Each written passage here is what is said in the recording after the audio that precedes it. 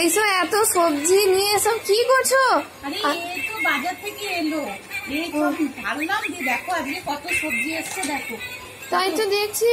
এই দেখো এটা ডিম এসছে, ও এই দেখো টমেটো, আচ্ছা এই দেখো কত সুন্দর, দেখো কাঁচা লঙ্কা, একদম ফ্রেশ। আর পটল গুলো দেখো, ওরে বাপরে তাই তো। আর ঝিঙে গুলো দেখো একদম কচি ঝিঙে, দেখো কত হ্যাঁ সুন্দর। এগুলো না পোস্ত খেতে খুব ভালো লাগে। হ্যাঁ ঝিঙে পোস্ত ও আর ডাঁটা দেখো কেমন কচি, একদম কচি। দেখো চেন্নাইতে সারা বছরে ঝিঙে ডাঁটা পাওয়া যাবে।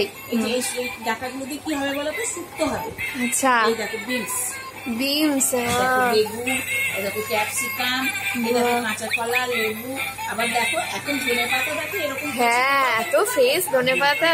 এখন ধনেপাতা, তারপরে দেখো গাজর গুলো দেখো কত সুন্দর গাজর, দেখো তাই তো।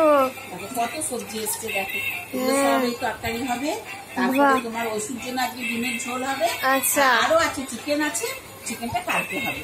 আচ্ছা আর এটা এটা আর এ আমার সাথেই থাকে, ঘরে দেখে আমি কি করছি, রান্না করছি, সবজি দিচ্ছি।